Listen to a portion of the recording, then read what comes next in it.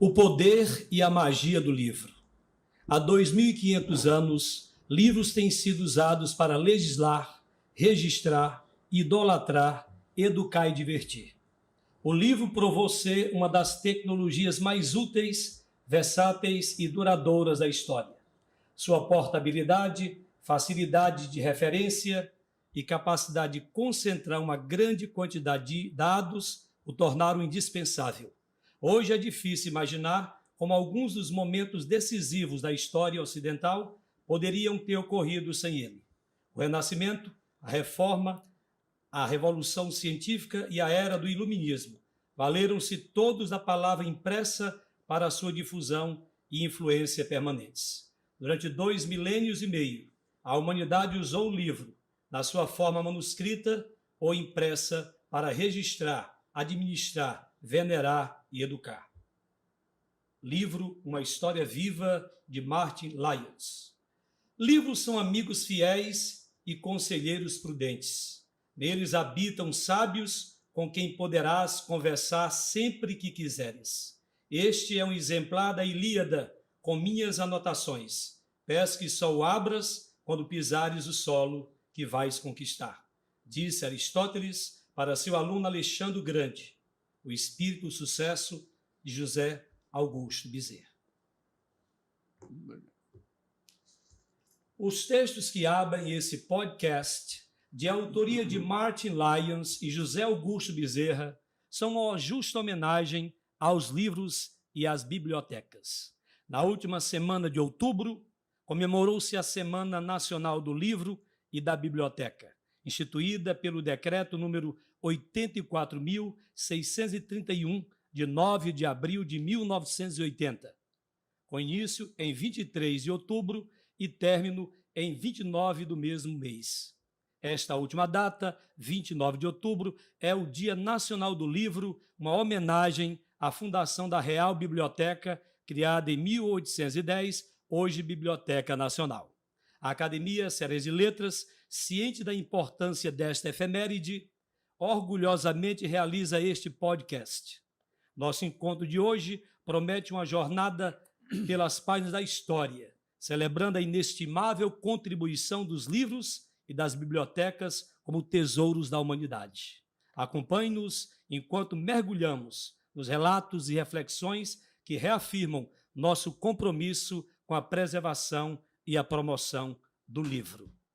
A Academia Cearense de Letras, em nome de seu atual presidente, o acadêmico Thales de Sá Cavalcante, agradece a cessão deste espaço à Academia Fortalezense de Letras, situada no Centro Universitário Farias Brito, FBUNE. Caríssimos ouvintes e telespectadores, sejam todos bem-vindos ao episódio número 7 de Jardins e Academo. O episódio passado, sobre o poeta Horácio Dídimo, contou com a presença de Noemi Elisa e Hever Culano e o poeta e escritor Luciano Dídimo. Para assistir a esse e a outros episódios, acesse o link na descrição deste vídeo ou acesse o site da Academia Cearense de Letras no YouTube. Hoje vamos conversar sobre o livro, sua relevância para a humanidade, com 3 ilustres acadêmicos. Thales de Sá Cavalcante, que no momento se encontra em reunião com avaliadores do MEC no FBUNE,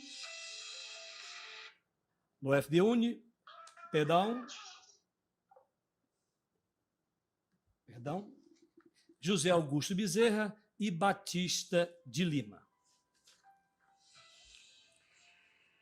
José Augusto Bezerra é uma personalidade multifacetada no mundo intelectual e acadêmico, com uma formação sólida em administração pela Universidade Federal do Ceará e no exterior, é um conferencista renomado, cujas palestras percorrem o Brasil, disseminando conhecimento e inspiração em temas tão variados quanto organização, administração, motivação, economia, sociologia, filosofia, política e história. Como pesquisador, professor, poeta e romancista, José Augusto manifesta um profundo amor pelos livros, reconhecido como o mais importante bibliófilo do país. Sua paixão pela literatura é evidenciada pela liderança em prestigiadas instituições literárias e culturais. É membro efetivo da Academia Cearense de Letras, de que foi presidente, da Academia Cearense da Língua Portuguesa, da Academia Cearense de Retórica, da Academia Fortalezense de Letras, do Instituto Histórico e Geográfico do Ceará e atual presidente da Associação Brasileira de Bibliófilos, além de pertencer a inúmeras outras entidades literárias e científicas no Brasil e no exterior. Com um currículo tão extenso quanto diversificado, José Augusto Bezerra é uma voz líder no diálogo cultural brasileiro. E hoje ele está aqui para compartilhar suas ricas experiências e insights únicos. Prepare-se para desfrutar da sabedoria e do conhecimento de um dos mais eruditos pensadores do nosso tempo. Entre suas obras, destaca-se O Espírito do Sucesso, romance épico sobre a vida de Alexandre o Grande e uma história do Brasil em manuscritos, ganhador do primeiro prêmio internacional sobre a presença de Portugal no mundo, oferecido pela Academia da História de Portugal e pela Fundação Calouste Gulbenkian. José Augusto Bezerra é um homem em conexão com o livro, com a arte, com a cultura e com a humanidade. Augusto Bezerra, é um prazer tê-lo aqui, é sempre uma honra, mais uma vez, e fique à vontade para as suas palavras iniciais aos nossos ouvintes e telespectadores. Muito obrigado, professor Nunes, é um prazer, principalmente por estar aqui na mesa com um dos ícones da nossa geração, em termos de cultura, que é o Batista de Lima, um acadêmico da nossa Academia Cearense de Letras, um amigo leal, e vamos hoje procurar homenagear uma das coisas que transformaram a humanidade. Eu diria que se não existisse o livro, o homem hoje estaria ainda na barbárie, porque foi o livro, ou foram os livros, que fizeram as civilizações. Com o livro, nós conseguimos, pela primeira vez na história, tirar o pensamento de dentro do cérebro e congelá-lo fora dele, para o futuro. Na realidade, o advento da tecnologia atual, que traz possibilidades digitais, elas apenas acentuam a importância da tecnologia. Porque é fácil para um pesquisador ter uma cópia de qualquer livro importante do mundo, mas não pode ter o original. Então, os originais são considerados obras de arte e cada vez são mais valorizados. E, por assim dizer, eles levaram o próprio estudioso, a própria bibliofilia para uma dimensão superior, mais importante, porque realmente a tecnologia digital não substitui, diríamos, o livro escrito propriamente. Isso levaria um tempo para mostrarmos, mas, de uma forma prática, nós temos hoje livros com 1000 anos que podem ser, na minha biblioteca, que podem ser pesquisados, e eles estão lá para pesquisa a qualquer hora. Mas quem tem, por exemplo, o disquete, se tinha um trabalho em disquete, ele já não tem nenhum computador mais que utilize. Há 15 anos atrás. O próprio DVD tem um período de vida de 10 a 12 anos. Então, não tem segurança, porque agora já tem o pendrive, que também já está saindo.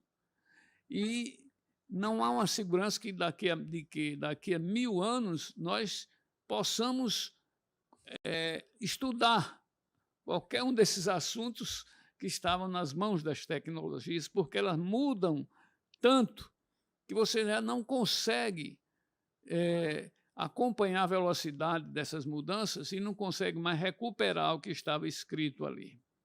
Vai ficando cada vez mais difícil e caro, principalmente quando são grandes bibliotecas com milhões de livros, como você vai a cada 10 anos mudar toda uma tecnologia.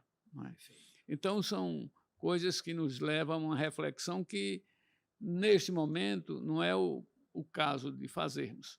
Mas queremos dizer que, quando eu recebi o prêmio Sereia de Ouro, eu fui orador e disse mais ou menos isso.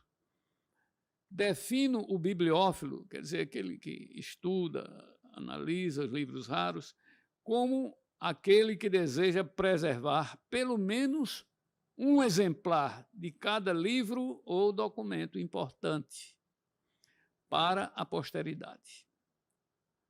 Ou seja, enquanto os ecologistas procuram resguardar o que a natureza criou, os bibliófilos se esforçam para proteger o que as mentes criaram, pois tanto o meio ambiente quanto a memória humana não têm substitutos. Isso é muito valioso. E é verdade. Verdadeiro. Então, antes do livro, quando morria um homem, com toda a sua sabedoria, era como se incendiasse uma biblioteca. Ele levava com ele tudo que ele sabia, e os que ficavam tinham que reaprender os seus conhecimentos. Agora, com o livro, a cada geração que passa, a nova começa de onde a outra terminou, porque os conhecimentos ficaram preservados. Assim, a humanidade veio evoluindo geração após geração, permanentemente. O homem evoluiu sempre, interiormente, estudando, compreendendo e partindo de onde a outra terminou. Ninguém precisa reinventar a roda. E, dessa maneira, os livros prestam diríamos, um valor insuperável à humanidade na sua evolução. Nada poderia substituí-lo. Daí eu considerar que o alfabeto é a mais importante de todas as invenções, porque é a mãe de todas elas. E com 26... Antes nós tínhamos os ideogramas, aqueles hieróglifos, por exemplo, que ele dava uma ideia do que é um cachorro, do que é uma água, do que é isso, do que é aquilo. Mas as 26 letras são abstratas, são riscos, que não dizem nada. Sozinhas, nada significam. Mas quando você consegue reuni-las, elas formam palavras e frases que conseguem representar o abstrato, os sentimentos, o amor, né, os sonhos. Encantadora essa sua definição do alfabeto, tomado isoladamente, quando se unem, produzem esse prodígio da cultura humana, atuando no espírito, né, invisivelmente. É verdade. Tanto é que aqueles são os risquinhos pretos que Victor Hugo dizia que é como se fosse uma engrenagem, e quando o espírito passa por dentro dessa engrenagem e sai lá fora, ele jamais será o mesmo. Essa era a minha observação inicial. Perfeito. Maravilhoso. Batista de Lima, notável por sua contribuição acadêmica e literária, ocupa uma posição de prestígio entre os intelectuais cearenses.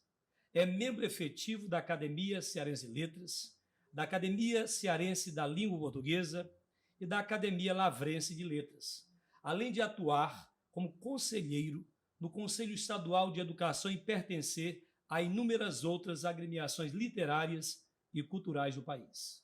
Com uma sólida carreira no ensino superior, Batista de Lima é uma figura central no Departamento de Letras da Universidade Estadual do Ceará e da Universidade de Fortaleza.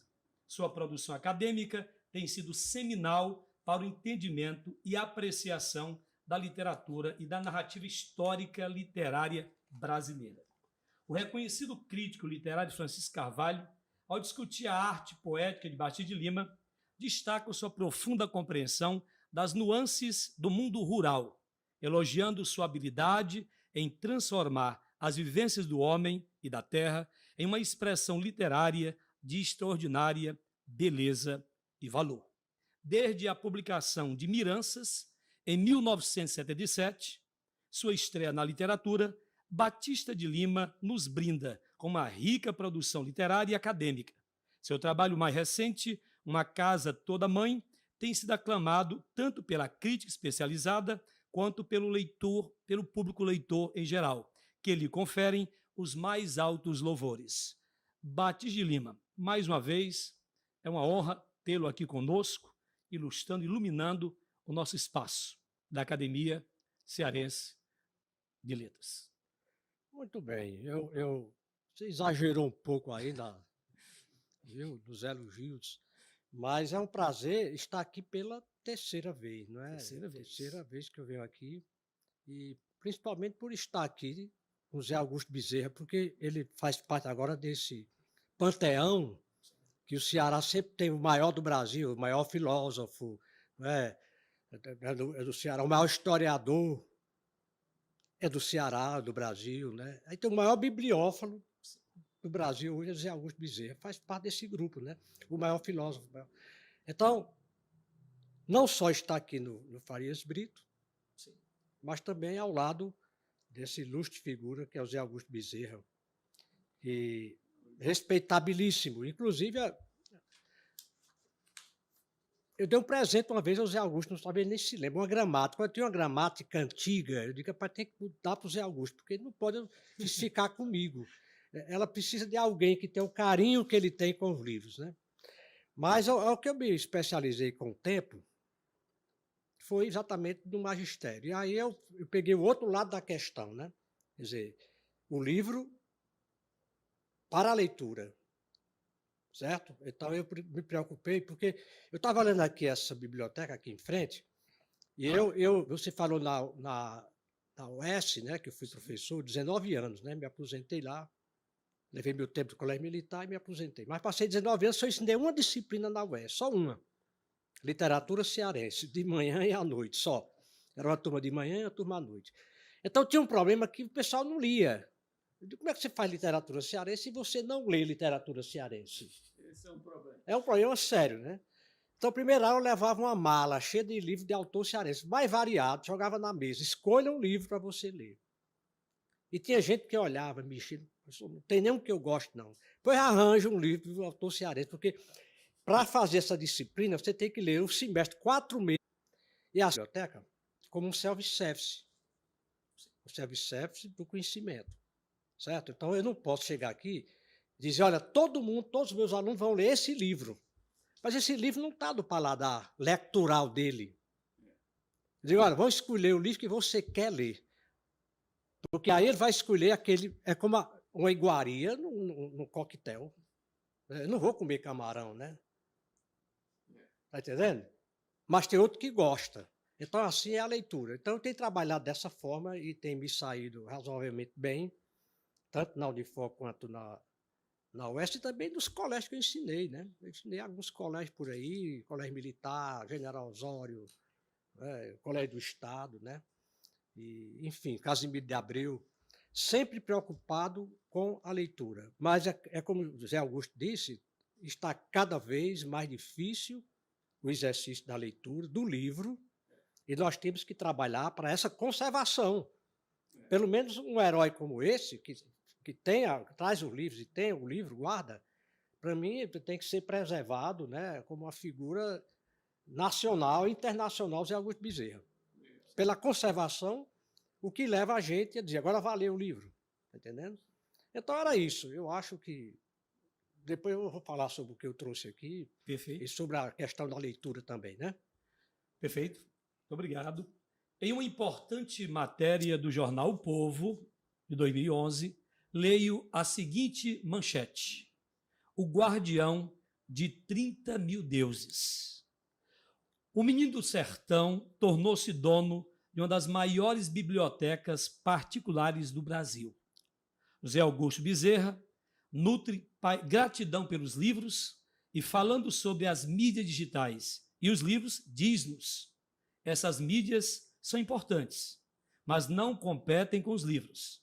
Elas são para o relacionamento rápido e o livro é para o relacionamento profundo. José Augusto Bezerra, como nasceu sua paixão pelos livros? O que significa ser bibliófilo? Já falou um pouco. Em seu monumental discurso, quando homenageado, você mencionou a relação entre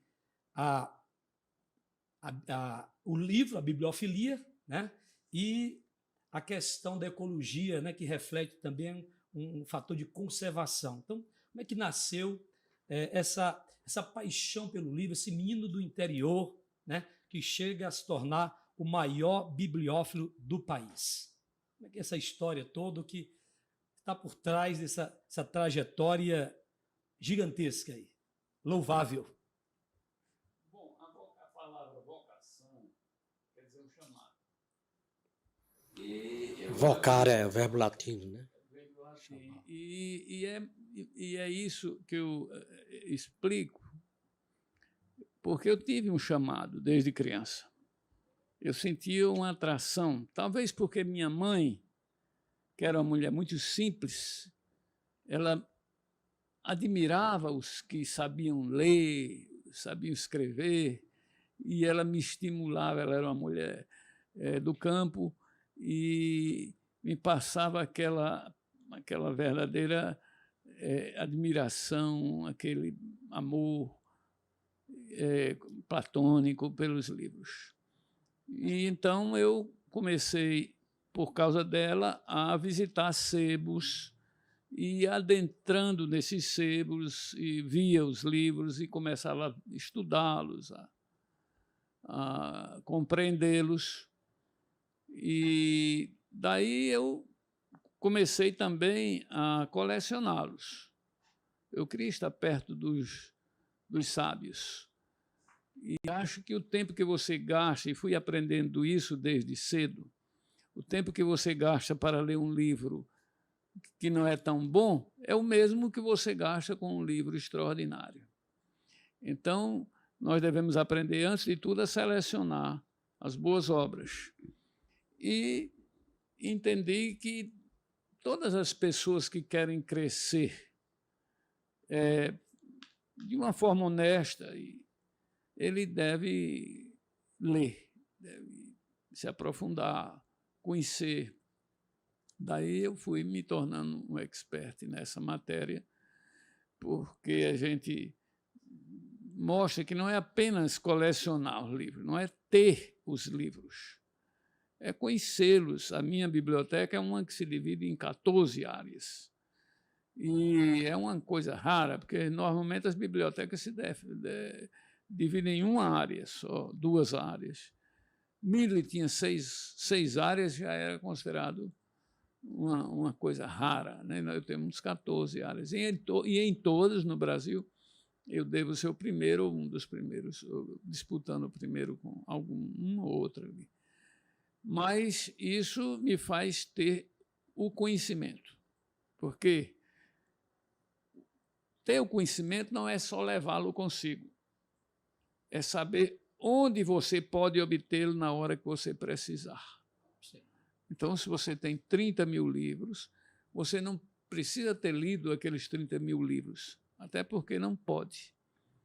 Se imagina que a pessoa, durante uma vida, pode, se ler muito, pode chegar a ler 3 mil, 4 mil livros. Então, alguém me pergunta, e eu respondo como outros sábios já responderam, mais ou menos assim. O senhor já leu esses livros todos? Isso é uma pergunta muito comum, né, Batista? Aí eu digo, olha, aqui tem livros que eu já li, tem uns que eu estou lendo, tem uns que eu consulto, não vou ler um dicionário e nem uma enciclopédia, tem uns que eu espero ler e tem uns que eu tenho a ilusão de que um dia eu vou ler, embora mesmo eu acho que não chegue a lê-los, mas eu quero tê-los perto de mim. E diríamos, a habitação junto a esses sábios transforma o homem, de um modo geral. E, por isso, em todas as áreas onde eu participei, eu sempre fui considerado um expert.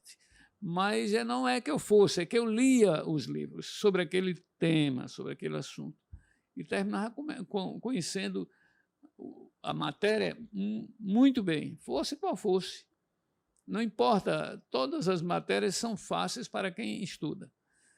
E, assim sendo, eu trouxe aqui, por exemplo, alguns livros, apenas como curiosidade, como o Batista trouxe também, já que nós hoje estamos homenageando o livro. Não é? Então, aqui temos o livro, por exemplo, chamado Memória Econômica sobre o Gado Lanígero da Capitania do Ceará, pelo tenente-coronel João da Silva Feijó, que foi um naturalista. E foi o primeiro livro escrito sobre o Ceará. O gado lanígero que ele chama é os carneiros com aquela lã, aquela coisa. Era chamado, nessa época, de gado lanígero. E, portanto, é um livro histórico de muita importância para quem trabalha com esse tipo de criação. Né? Mas não só por isso, é porque aquele livro é o início da nossa literatura. Isso foi feito ainda quando o Dom João VI chegou aqui com a Corte Real. Então, eu vou ser um pouco mais breve, porque trouxe vários. Aqui é o primeiro livro de literatura infantil feito no Brasil. No Brasil. Contos da Carochinha.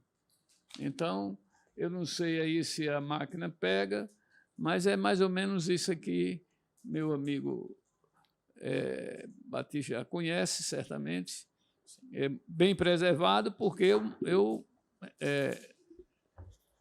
restaurei a obra.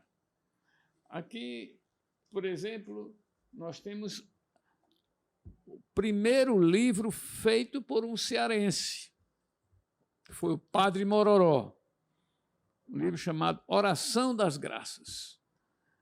Ele, quando Dom João VI passou a ser rei, né, de Brasil, Portugal e Algarves, houve aqui na nossa na província, né? Na província, mas na igreja, na matriz, né, uma oração de graças que foi recitada aqui na matriz da vila de Fortaleza, em 1818. Aqui tudo obras originais. Todos originais. E esse original, por exemplo, no Brasil, talvez tenha um outro ou dois. Eu não conheço, mas acho que não é único. Mas é uma obra quase única.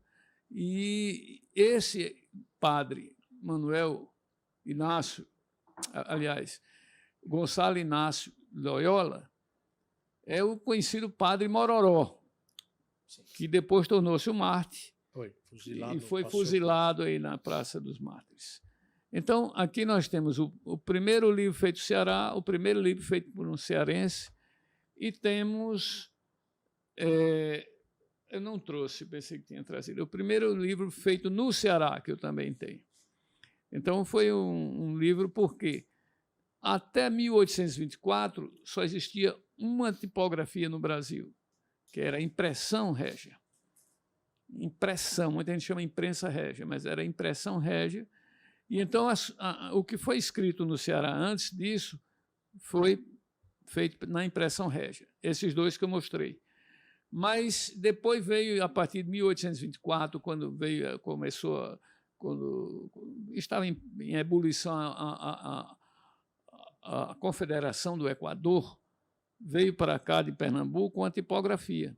E o Ceará começou a produzir mais jornais e pequenos, vamos dizer, materiais de editais e coisas assim. Não existiam livros, só em 1840 e pouco nós temos um livro que foi feito naquela época sobre a eleição de um senador. Esse eu não trouxe. Mas aí a gente vê aqui um outro livro que eu trouxe, curioso, é esse livro chamado Exame de Bombeiros. Os bombeiros, naquele tempo, eram os engenheiros do país. Você vê a grossura de um livro desse, para Exame de Bombeiros. Está vendo aí, Daniel? Então, esse livro ele botou como sendo feito em Madrid, 1748. Mas, na realidade, ele esqueceu e deixou uma prancha aqui dentro, escrito Rio de Janeiro, e deixou as pegadas, né? Vamos dizer, deixou as marcas, as digitais. E, na realidade, Van Hagen descobriu e ele acha que foi o primeiro livro feito no Brasil. Porque, tanto é que Portugal descobriu isso, mandou destruir essa tipografia, prendeu o proprietário e acabou com os livros. Ele queimou. pôs no Madrid para poder disfarçar. Para poder né? disfarçar, porque disfarçar também, mas aí ele não precisava da autorização do rei e nem da religião. Então, ele sendo de outro país. Mas, na realidade, pegaram ele e então fizeram essa... Houve a punição. Então, é um livro raríssimo que o próprio Mendel não tinha. Mas eu trouxe para mostrar, principalmente aos jovens, como curiosidade, e coisas diferentes assim. Essa, por exemplo, foi primeiro livro de história do Brasil, Coreografia Brasílica, feito pelo padre Aires de Casal. Ele, vamos dizer, quando o Dom João VI chegou, não tinha nada no Brasil. Então, ele queria saber da história disso, como que é. E então ele pediu ao padre Aires de Casal, que ele fez uma equipe e saiu pelo Brasil todo, fazendo, vamos dizer, um apanhado de tudo, e fez uma obra magnífica. Ainda hoje ela serve de história. E nós vemos, por exemplo, eu marquei aqui, só onde ele comprova que o nome Ceará, ele diz que diz que o Ceará, no idioma dos indígenas, tem um desenho no final, significava canto da jandaia, que é uma espécie de papagaio pequeno e grasnador. Então, as pessoas contestam Alencar, dizem que esse nome não é correto, que ele diz lá que é a terra onde canta a jandaia. Mas Alencar se baseou no historiador. E esse historiador se baseou, na época, no contato pessoal com os índios. Então, a verdade está, eu acho que, mais para o lado do Aires de Casal do que para essas pessoas atuais que ficam inventando teorias sem uma base empírica. Né? Porque, na realidade, o tupi mudou muito daquela época para cá. Hoje, o Anhangatu é um tupi moderno, mas naquela época ainda estava no seu estágio original. Então, é bem provável que esse tema de Alencar, nós não vamos entrar nele agora, mas o Alencar se baseou muito na história. Aqui uma coisa mais internacional. Nós estamos mostrando aqui, esse livro é único. Viu, Daniel? É uma dedicatória de Evita Peron, que é uma santa lá. E os argentinos já quiseram me comprar isso de qualquer jeito, mas esse livro era feito para crianças. E essa tipografia acabou. E os livros de criança também ninguém guarda. Então, é um livro único e com uma das maiores dedicatórias que ela fez e das mais bonitas. E ela diz aqui, em espanhol, naturalmente, a minha querida sobrinha Corita Perón, para que saiba e aprenda sobre nossa história e nossos presidentes argentinos e saiba como seu tio, el General Perón, está construindo uma nova Argentina. Eva Perón. Então, é uma obra preciosa de pessoas que visitaram o Brasil. Eva Perón visitou o Brasil, foi uma das visitantes ilustres. Então, eram essas algumas que eu queria. Depois, se tivermos tempo, eu mostro mais, mas não quero tomar mais o tempo do meu querido, ilustre e admirado amigo e meu acadêmico preferido, Batista de Lima. É muito precioso, muito curioso aí essa questão da proibição do livro. Seria interessante depois falarmos por que o livro proibido, né? Porque as ideias são proibidas, né? É interessante a gente discutir depois os aspectos, né? No mundo inteiro, né? Veja bem, o Ceará foi o último país da América do Sul a ter prelos, imprensa. Sim. Porque eles sabiam que, se você fizesse os livros, as pessoas começariam a estudar, começariam a pensar e começariam a ter independência, vida própria. E foi só o que deu. Em 1808 eles tiveram que fazer, em 1822 o Brasil já estava independente.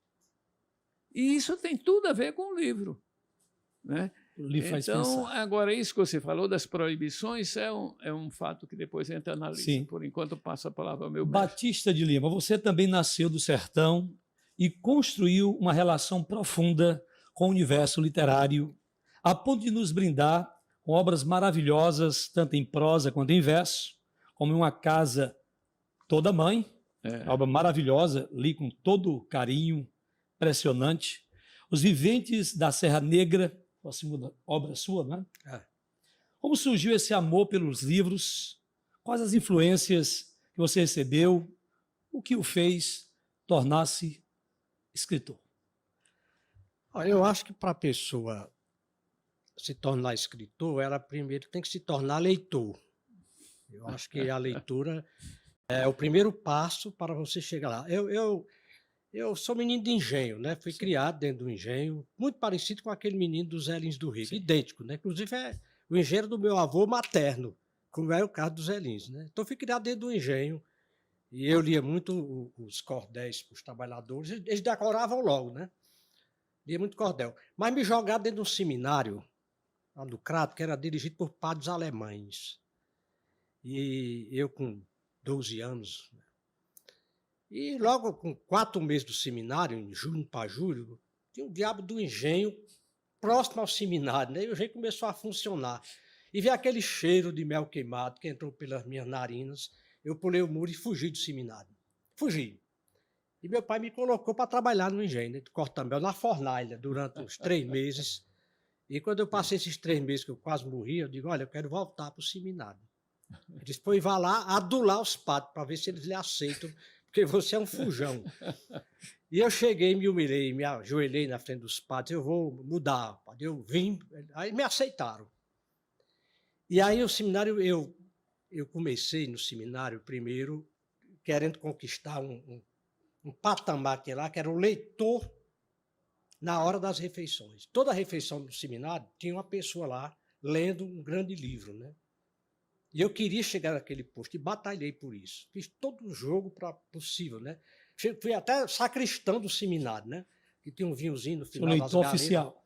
Foi, para chegar ao leitor. E aí eu lia, lá para 200 seminaristas, tudo fazendo refeição do silêncio e eu lendo, né? Eu me lembro, o Manso do Cristianismo, né? Otávio, Perseguidores e Mártires. Depois li Os Miseráveis, todinho, o pessoal ouvindo lá. E depois a Cabana do Pai Tomás. Tem às vezes uma cena boa que terminava a refeição e o pessoal ficava revoltado porque queria continuar ouvindo a leitura, né? E aí, por conta disso, os padres tinham uma biblioteca grande no seminário, era uma biblioteca grande, com muitos livros em língua portuguesa, em latim e alemão, né? E os padres, agora querem conquistar é ser o bibliotecário, que era outro cargo bom, né? Porque ficavam lá na biblioteca. E consegui. Meu último ano de seminário, eu fui o bibliotecário do seminário. E aí eu me esbaldei de ler, porque pouca gente lia, a turma queria mais jogar bola e rezar, e eu lendo. Então, assim começou o meu gosto pela leitura. Eu acho que a leitura é uma prática que você adquire com o tempo, né? Aí saí de lá e comecei. Comprei meu primeiro livro na biblioteca, na livraria do Ramiro Maia, lá no Crato, Homens e Escravos, do Tolstói, e Fumaça, do Ivan Turguenieff. 2 autores internacionais, eu li esse livro, aí eu guardo. Como o primeiro livro que eu tirei aquele mirrado dinheiro que meu pai mandava e comprei um livro para mim. E comecei a ler. E aí eu entrei na leitura. E o que eu tenho feito muito é ler. Eu não me considero um grande escritor, não. Eu sou um bom leitor. Se você me ligar de 4 da manhã às 5 da manhã, essa hora a minha é sagrada. Eu estou lendo. Leitura. Eu me levanto 4 horas, até 5 eu leio. Mas leio o dia também, quase tudo. Mas essa hora, de domingo a domingo, eu estou lendo. Mas é um grande escritor. Inclusive, escrever é outra coisa secundária. Eu não me considero um grande escritor.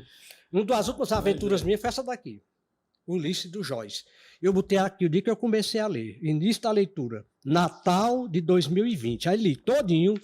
Aí quando chegou bem aqui no final, eu botei Sábado de Aleluia de 2023. Que eu terminei a leitura desse Calhamaço, que é um clássico. Joyce, né? Eu gastei... São quase 1000 páginas. Eu gastei 2 anos, 3 meses e 13 dias para ler esse livro. Está aqui, todo riscado. William Joyce, de 1922, nessa edição. 22. Então, lê os clássicos, porque o pessoal fala, não é ler qualquer coisa. Você tem que chegar a um patamar de leitura que precisa ler os clássicos. Tá aqui. Você vai lê refinando. Isso aqui. Você começa... A Bíblia. Sim. Lê a Divina Comédia. A Divina Comédia. Tá? A Divina Comédia é uma grande obra que eu li ainda no seminário. Você chegar, começar pelo inferno, depois passar para o paraíso, aí chegar passar pelo purgatório, chegar no paraíso. E aí a minha conclusão, que os padres não gostaram muito, é que o ideal é o purgatório. O purgatório é o paraíso. Não, padre. Porque no purgatório, eu fiquei desejando o paraíso. Quando eu cheguei no paraíso, eu não tinha mais o que desejar. Aí ele disse, não, era plenitude. Eu disse, mas o que é plenitude? Para mim eu tenho sempre que conquistar uma coisa a mais. E depois do paraíso não tem mais nada. Não tem mais desejo. Não tem mais desejo. Eu tenho que ter desejo. Eu sou alimentado pelo desejo. É verdade. E o purgatório, eu estava com o olho no paraíso. Agora eu estou aqui no paraíso e agora? Excelente reflexão. E é complicado voltar. Pode ficar impressionado com essa minha reflexão. A conquista é a morte do desejo. É a morte do desejo. Tá entendendo? Platão. Aí você vai no céu, você não vai ser padre, não. Você quer estudar algumas coisas da Bíblia, né? Aí é outra questão. Então, a minha leitura é isso. Eu não sou um colecionador. Eu sou um leitor. Por exemplo, eu tenho aqui um livro que eu podia ter. Mas não são incompatíveis, né? Não, eu tenho o livro lá em casa. Você também tem muitos livros bons. Tem livros ser um bons, leitor e guardar aquela... Isso aqui que você tem, né? Que é a poesia cearense do centenário, né? Tem. O original. Que é um livro raro, né? Isso aqui é raro. Muito raro. Eu emprestei o meu à Unifor, que ela fez uma exposição. Uns 6 meses. Isso aqui é uma raridade, que é de 22, né? Sim. Eu consegui. Tem poucas edições, poucas obras dessa aí. E aí os jovens se revoltaram e fizeram a antologia dos novos, que eu também tenho, que foi feito na época, Também. São 2 raridades. Outra obra rara. E raridade começa daqui, Zé Augusto, que é a prosa dispersa do Guerra Junqueiro, né? Que também é velhinho, né? Eu mal abro, né? Essa daqui eu nem tenho. Eu não sei se você tem esse aqui, Zé Augusto, que é a Afirmação, os anais do primeiro Congresso Cearense de Escritores de 1947.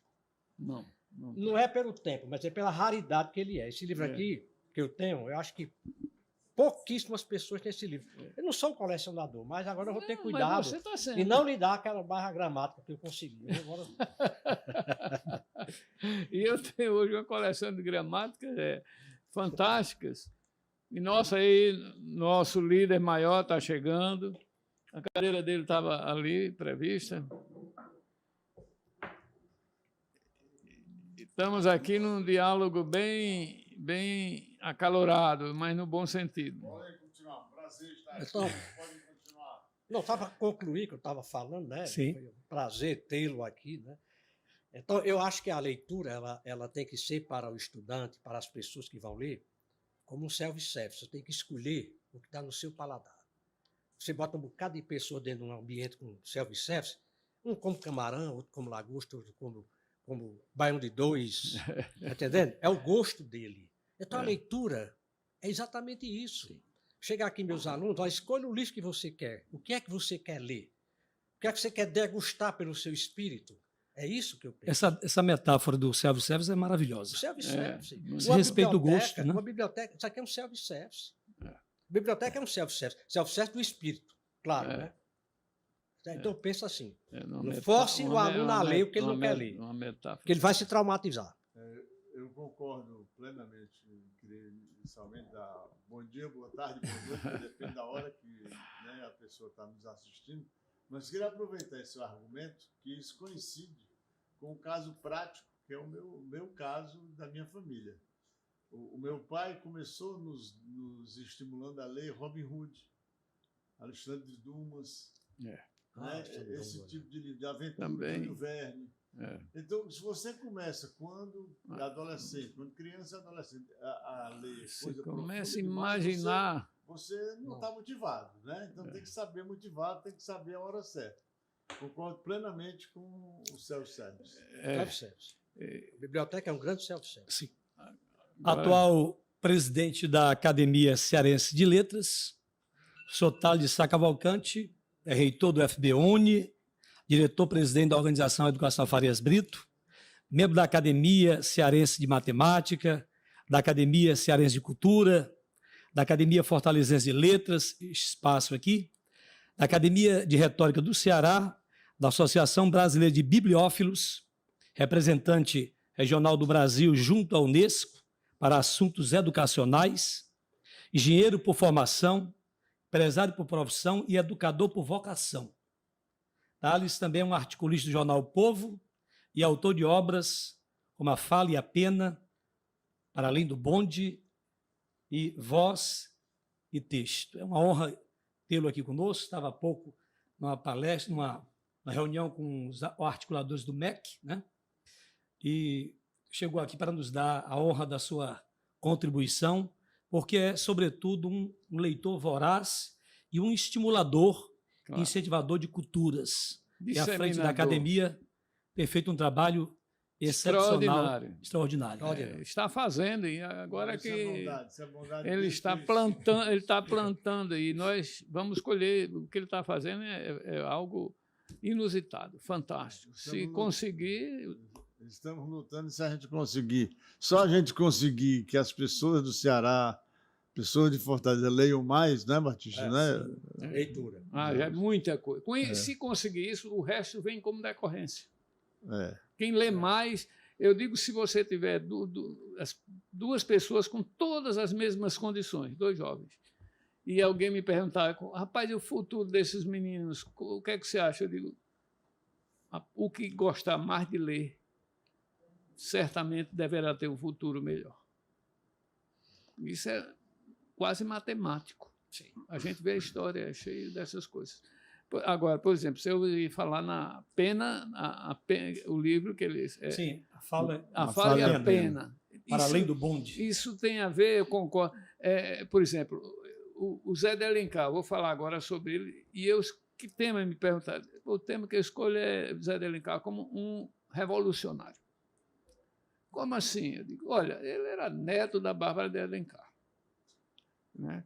O pai dele foi preso 4 anos na masmorra, na Bahia, nas piores condições possíveis. O irmão dele, o Tristão Gonçalves, o irmão do pai, o Tristão Gonçalves, morreu em luta pela Revolução. O pai dele, o Martiniano de Alencar, José Martiniano de Alencar, ele proclamou em 1817 a República do Crato.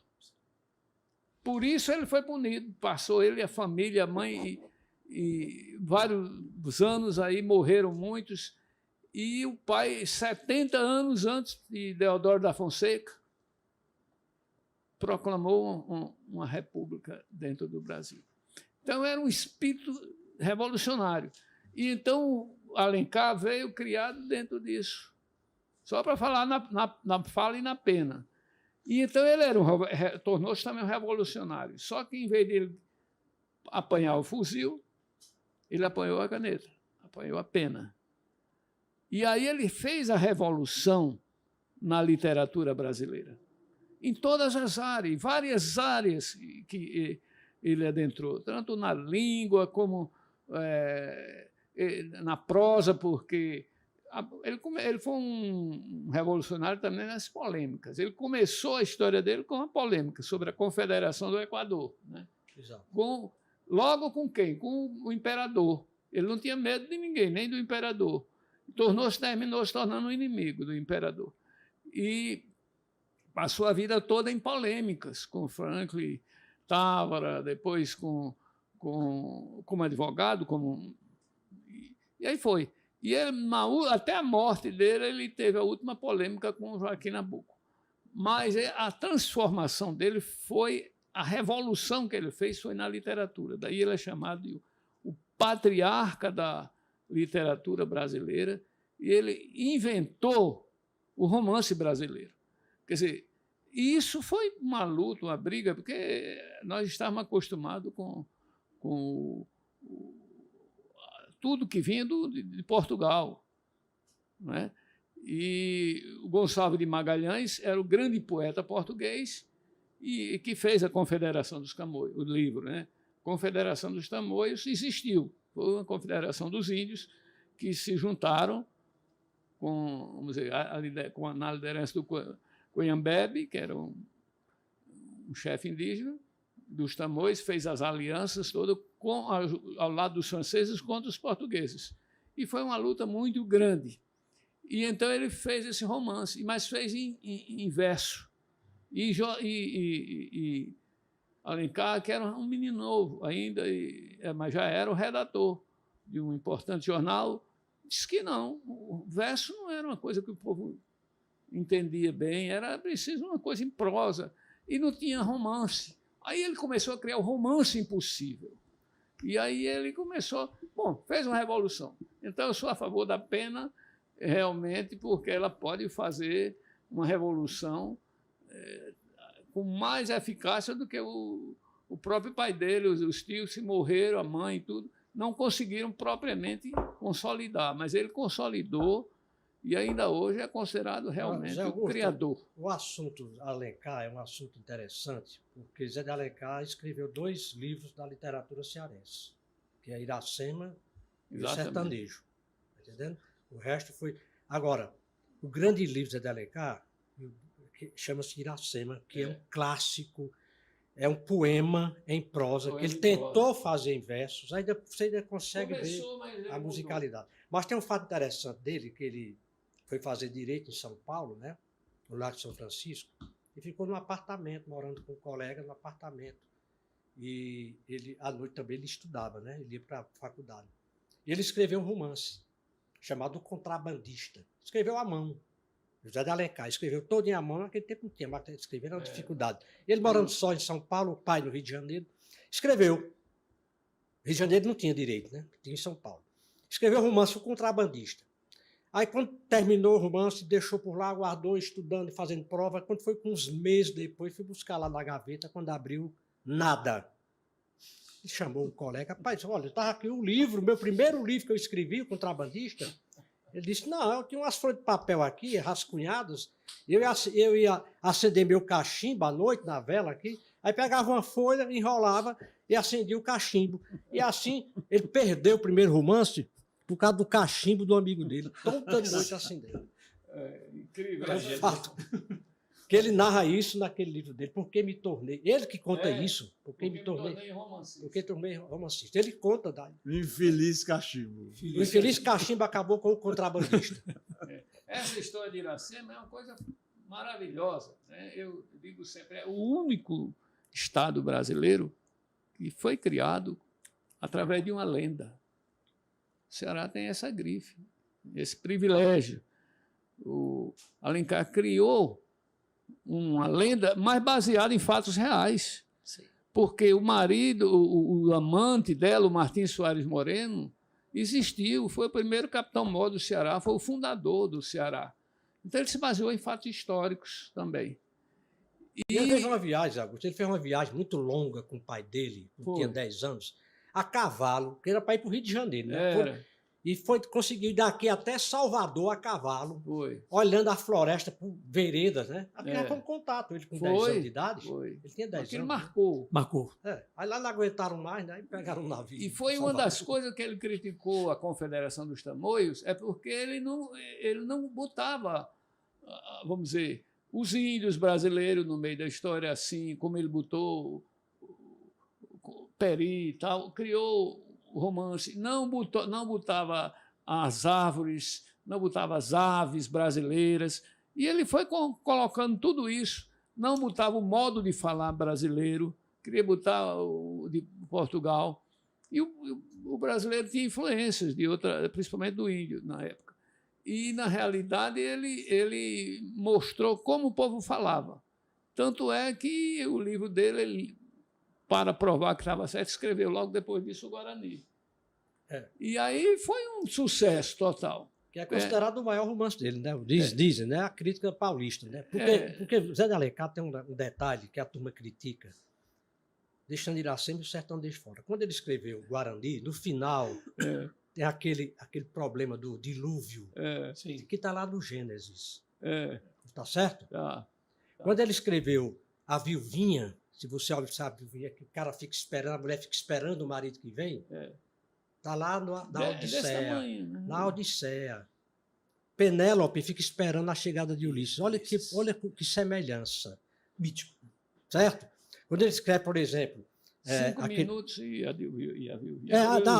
A Pata da Gazela, que ele escreveu, a Pata da Gazela. Muito interessante. É a história daquela menina a Cinderela. A Cinderela foi escrito antes. É uma história muito parecida. Então a crítica cai em cima dele por causa disso aí. A crítica paulista. Mas são arquétipos, né? Mas olha, não, isso chama-se intertextualidade. Sim. Isso aí é normal na literatura. E nem ele não copiou ninguém, ele adaptou. Era aquele Décio Pignatário que veio aqui na UFC para reclamar isso e quase apanhava aqui, né? Eu me lembro. Ele deu uma palestra e foi vaiado, nunca mais pisou no Ceará. Com essa história, né? Eu considero Iracema o maior livro dele, apesar de muitos considerarem o Guarani. Sertanejo é um livro inacabado, né? O quê? A questão do sertanejo, né? Não, ele veio aqui pesquisar, ele andou no sertão do Ceará, mas já estava tuberculoso. Foi o último livro dele, né? Sim. Realmente ele não terminou. Pretendia ainda avançar, ele tinha 11 livros programados, os títulos já de hoje. Ele estava fazendo, ele fez o Gaúcho, fez. Aliás, o pior livro dele é o Gaúcho, que eu considero. Ele errou uma coisa do Gaúcho. Toda a literatura gaúcha tem uma coisa importante, que é o vento. Não existe vento na obra do Zé de Alencar. Olha, eu vou ler, por exemplo, Érico Veríssimo. É o tempo e o todo vento. tempo ajeitando meu cabelo, porque meu cabelo se assanha muito. Como o teu, Zé? Tá na terra. Eu lendo aqui, ajeitando o cabelo. Valeu o Gaúcho do Zé de Alencar? Não existe vento. Não existe. Ele nem foi lá, escreveu que era o regionalismo. Eu fico lendo aqui, o tempo e o vento. Mas, olha, Iracema... E observado. Veja que coisa interessante. Ele disse que é uma lenda, mas eu, pessoalmente, acho que ele apenas romantizou algo que ele achou que existia. Por quê? Porque o Martim Soares Moreno existiu. Era uma pessoa nova, um menino com 21 anos.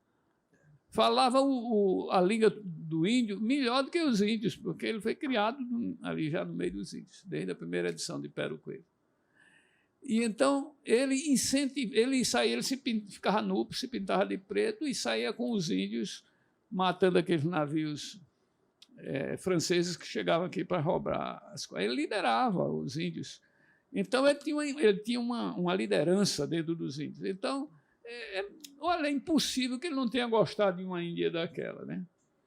Então, se ele estimulava os soldados deles a cruzar com as Índias para tentar formar né? Eles queriam fazer habitantes aqui dentro do Brasil.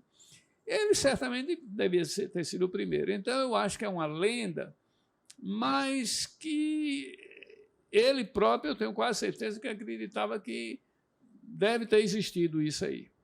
E então, eu vejo o Machado de Assis, que hoje é considerado o melhor, eu, pelo menos, boto os dois como dois gigantes, dois titãs da literatura, Machado e ele.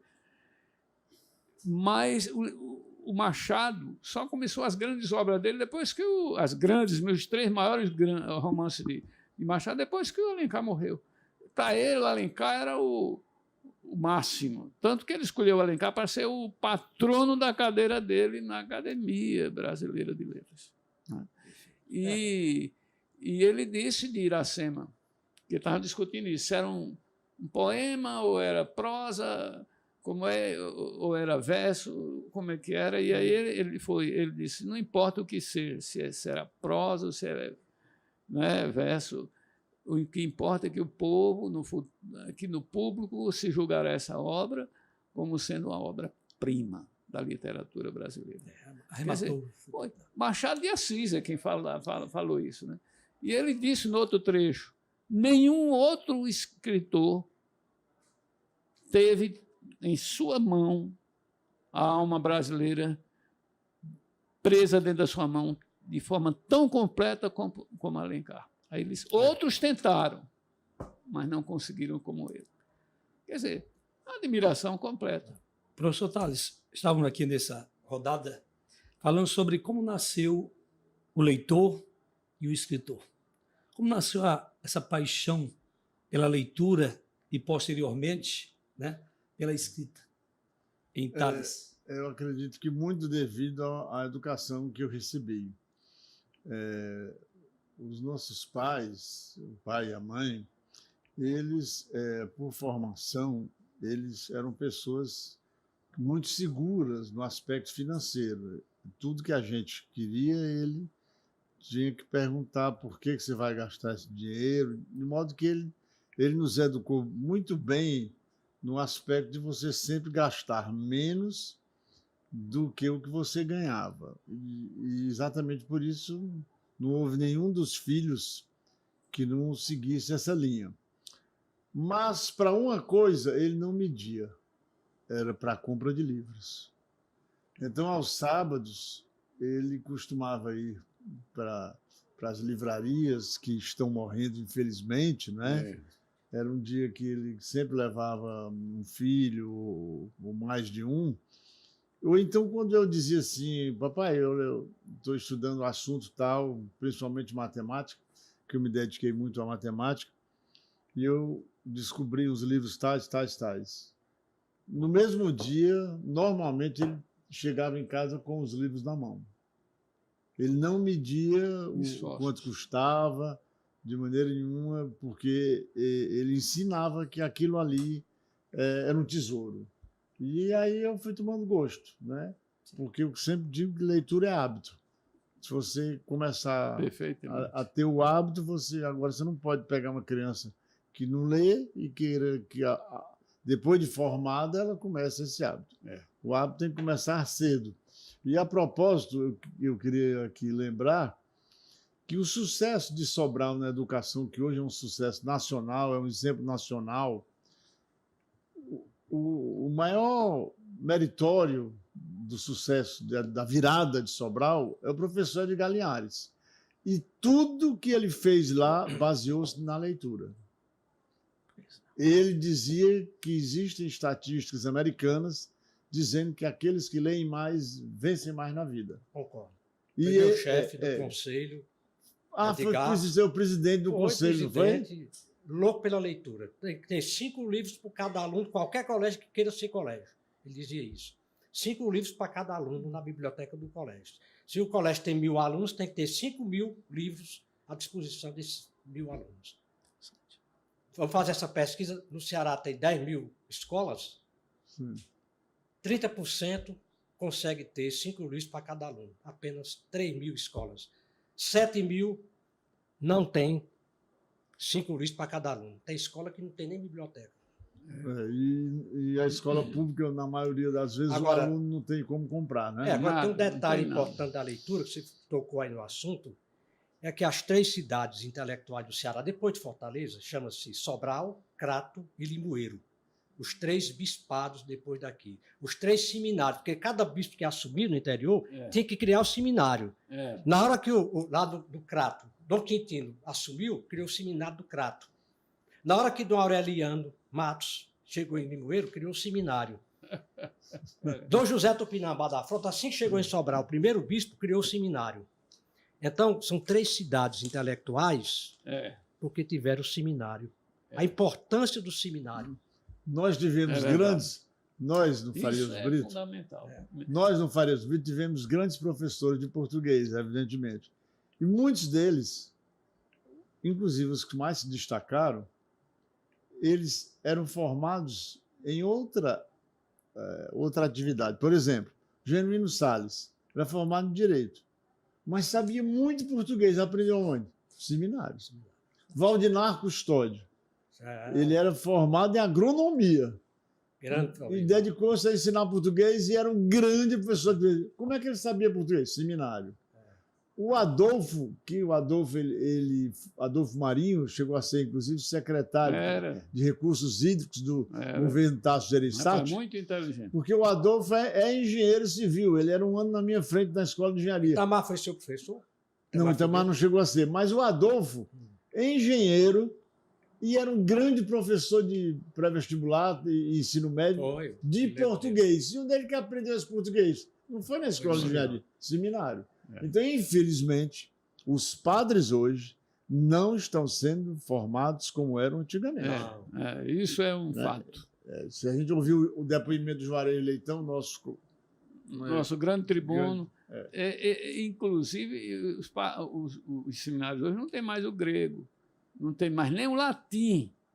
Ora, se você aprende na Alemanha, que é uma língua com outra raiz, né? Mas tem declinações igual ao latim. Né? Tem as declinações, mas toda a estrutura alemã, ela tem que ter, toda a escola alemã tem que ter uma média de 3 aulas por semana de latim, porque eles sabem que o latim também e a matemática são as 2 matérias que desenvolvem o raciocínio independente de qualquer coisa. Augusto, o nosso seminário lá era dos padres alemães, lá do Crato. Era padres alemães, era o Sagrada Família, né?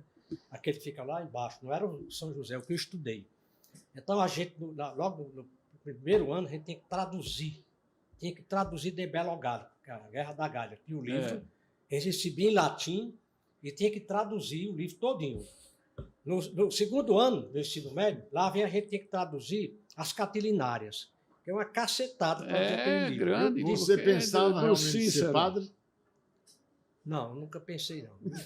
Ele já contou isso aqui. E o terceiro foi o Tito Livre, né? O terceiro ano, tinha que traduzir aquelas lendas. Eu tenho tudo isso deles. Muitos como você, eu fiz essa pergunta de propósito, muitos como você entravam no seminário porque era uma boa escola e gratuita. Era melhor que tinha gratuita, rapaz. Verdade. Olha, mas independente era disso, opção. você vê que os filhos de padres normalmente também eram bons intelectuais. Por exemplo, o Alencar, que a gente falou aqui, era filho de padre. O Clóvis Bevilacqua, que também foi outro gênio da nossa... História incrível, né? O maior jurista brasileiro, inclusive causou um ciúme muito grande no Rui Barbosa, era cearense. E um dia Rui Barbosa reconheceu, lá na Bahia, que, na realidade, o Clóvis Bevilacqua era um homem extraordinário. Mas a gente vê que, de um modo geral, os seminários, não só os seminários jesuítas, antes, foi quem fizeram a estrutura de ensino do Brasil. Os maiores intelectuais são os jesuítas. Viu? Daí porque dizem que, dentre todas as ordens, a mais intelectual. A mais intelectualizada é a dos jesuítas. Eles se dedicam mesmo. E realmente o Brasil perdeu, Portugal também perdeu muito quando eles destruíram a ordem, né, dos jesuítas, porque destruíram toda uma estrutura de ensino que havia. E depois os padres, de um modo geral, continuaram com os seminários que hoje não existem mais, né? Então, essa questão da língua, para nós, é fundamental. Eu, por exemplo, trouxe aqui esses livros aqui, ó, do 1 ao 10, só quem tem completo sou eu. Veja bem, são os primeiros dicionários feitos da língua portuguesa feitos pelos brasileiros, por brasileiros. Então, a gente só via Caldas Aulete, Laudelino Freire e outros dicionaristas portugueses.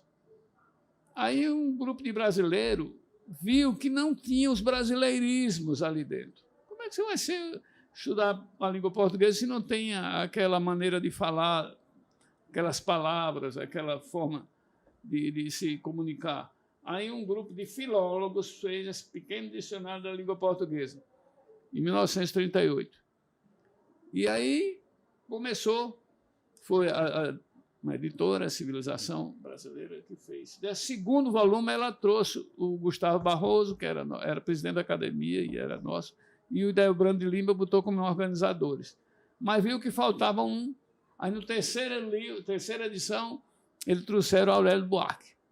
E Aurélio Buarque veio com os brasileirismos e a redação. Ele aprimorou a redação. Daí até a sexta, ele foi dentro dessa área.